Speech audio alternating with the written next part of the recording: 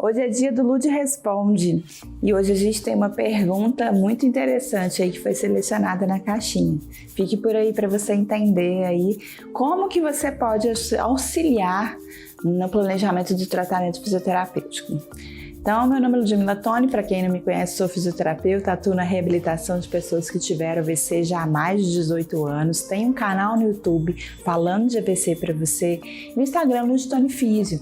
Então me siga lá porque é sempre muito importante você acompanhar, você dividir, você curtir, você compartilhar, para fazer esse conteúdo chegar a cada vez mais pessoas. Não sei se você sabe, mas o Lud Responde é um quadro que eu coloco a caixinha de pergunta lá no meu Instagram durante a semana, acompanhe lá que dia que eu vou colocar, e aí você pode fazer a sua pergunta lá à vontade.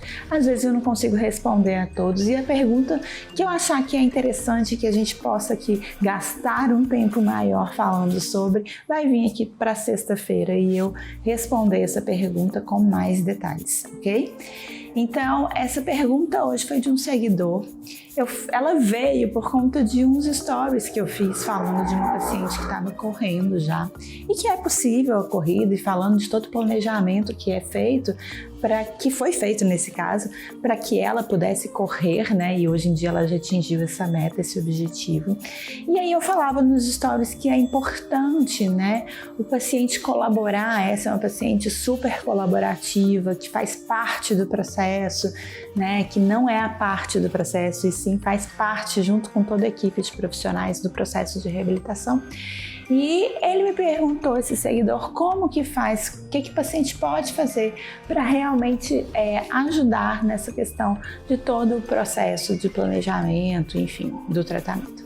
Então, a primeira coisa, quando a pessoa que teve um AVC consegue se perceber, consegue entender realmente quais são as suas maiores dificuldades, com o máximo de detalhes possível, mais informação chega até os profissionais que realmente estão aí trabalhando com você e mais fácil fica de entender quais são os seus maiores anseios na questão física, na questão motora e também na questão psicológica, né? Vindo com aí os profissionais da psicologia, psiquiatra, psicólogo. Então, é muito importante que a pessoa consiga passar para os profissionais exatamente o que está acontecendo e às vezes os mínimos detalhes faz toda a diferença. Hoje eu estou conseguindo pisar mais desse jeito, então se perceber é importante. Mas não tem como você se perceber e chamar atenção para si mesmo de alguma situação se você achar que aquela situação é normal, é esperado. O seu cérebro não vai se atentar àquela situação uma vez que achar que aquilo é corriqueiro. Então é importante você entender o que são alterações ou quais são as alterações mais comuns pós-AVC. Entender o seu AVC é muito importante e isso traz para nós profissionais uma bagagem de informação que faz toda a diferença na condução do quadro. Essa paciente, no caso, volta e meia, todo dia, ela chega para mim, olha, Ludmila, tá acontecendo isso e isso, hoje eu tô assim, hoje eu tô assado. Isso é importante, é muito importante para eu entender todo o quadro e continuar seguindo aí esse planejamento.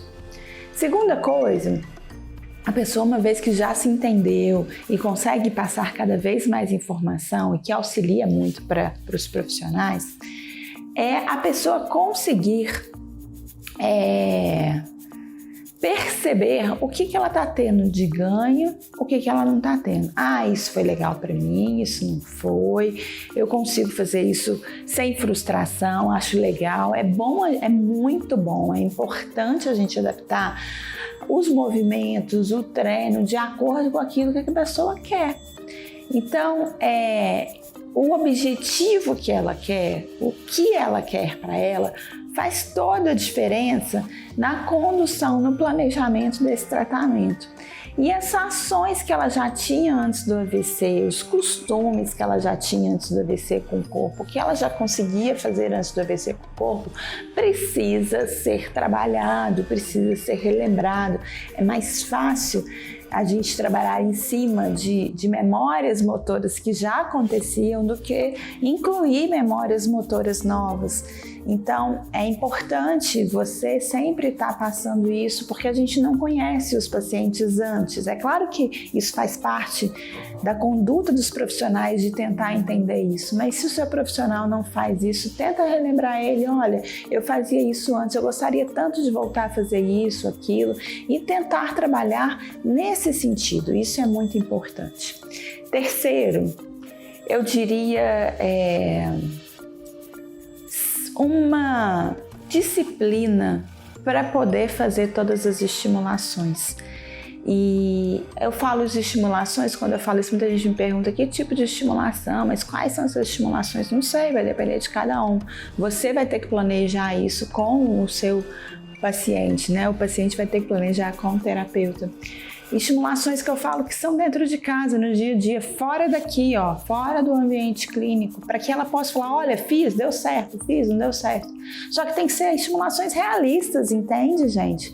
Não adianta eu querer que a pessoa, sei lá, cate feijão, se ela nunca catou feijão na vida e ela nem cozinha. Tudo bem, tô trabalhando a motricidade fina, mas ela vai fazer 1 dia, 2 dias, 3 dias, no 4º dia ela vai falar, nossa, que saco catar feijão todo dia, sabe? Então, assim, nem todas as atividades são prazerosas, não, mas pelo menos a gente tem uma função específica, né? E é importante, olha, você precisa fazer uma atividade física, você precisa fazer, e aí veja qual atividade física que essa pessoa vai conseguir fazer dentro das condições dela, o que ela mais gosta, né? E ela ir te respondendo, e você tem que ir respondendo para o profissional, né?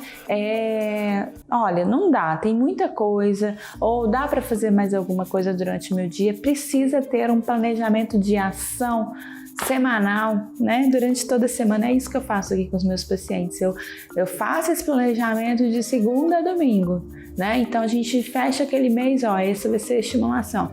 E aí? O que você conseguiu fazer, o que você não conseguiu fazer, a gente pode adaptar, não pode. Tem pessoas que eu tenho que ir mais devagar, porque às vezes não tem tanta disciplina, porque às vezes a vida e a rotina é mais corrida, porque às vezes esse não é o foco tão grande. Tem pessoas que estão exclusivamente para fazer isso como sendo o objetivo naquele momento da vida. Então a gente tem que entender aí, você como paciente precisa nos ajudar a entender quais são os seus anseios, seus objetivos. E a qualquer momento, não está dando certo, chegue e fale, porque aí a gente vai readaptar, readequar. Isso faz você parte integrante do processo, isso faz com que você seja protagonista da sua recuperação e muitas das vezes os pacientes até me sugerem algumas atividades que se encaixam mais dentro daquilo que eles fazem no dia a dia, o que eles mais gostam, e vamos lá, e a gente está aí para se adequar em relação a isso, ok? Então essa é a forma que eu trabalho aqui com os meus pacientes, que eu acho que é a forma de se adequar cada vez mais, de tornar o paciente protagonista nessa história e fazendo parte de todo esse processo. Não é simplesmente ir na fisioterapia, fazer os exercícios e voltar para casa, né? Então eu cobro, a gente conversa pelo WhatsApp e por aí vai.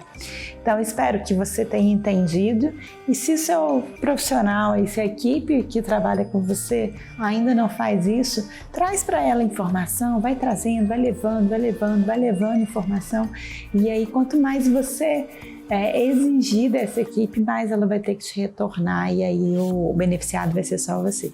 Espero que tenha te ajudado aí, espero que essa dúvida seja de outras pessoas também e possa ter esclarecido aí todo esse processo, porque eu tô sempre aqui todos os dias falando de AVC para você. Até a próxima!